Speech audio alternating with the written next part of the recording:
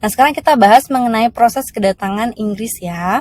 Kedatangan Inggris ke Asia Tenggara ini dimulai oleh Francis Drake pada tahun 1579 dengan cara berlayar ke Indonesia. Ia berhasil membawa rempah-rempah dari Ternate ke Inggris dengan melewati Samudra Hindia. Sehingga pada tahun 1612 Inggris datang ke Banten untuk membangun pusat perdagangan di sana. Nah, di sini ada juga nih peperangan yang dilakukan antar Asia Tenggara dengan bangsa Barat ya.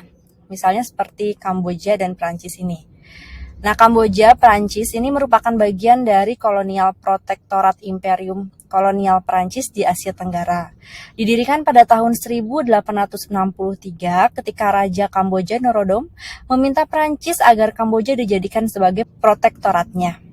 Pada tahun 1867, Siam atau Thailand meninggalkan kedaulatan atas Kamboja dan protektorat Prancis secara resmi diakui di Kamboja.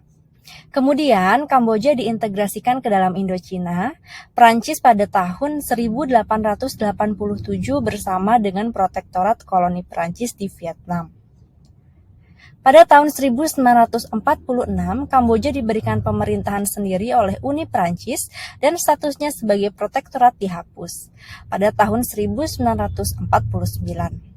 Kemudian Kamboja meraih kemerdekaan pada tahun 1953 melalui Persetujuan Jenewa.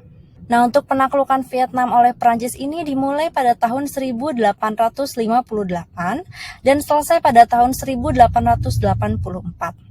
Vietnam menjadi bagian dari Indochina Prancis tahun 1887.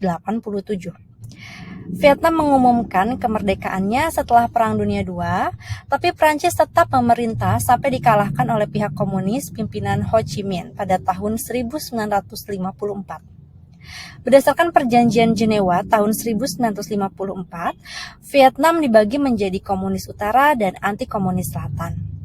Bantuan ekonomi dan militer dari Amerika Serikat untuk Vietnam Selatan dimulai pada masa tahun 1960-an dalam usaha mendukung pemerintahan.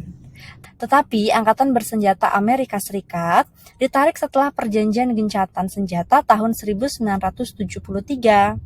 2 tahun kemudian, kekuatan Vietnam Utara mengalahkan Selatan, mengakibatkan Vietnam tergabung di bawah pemerintahan komunis.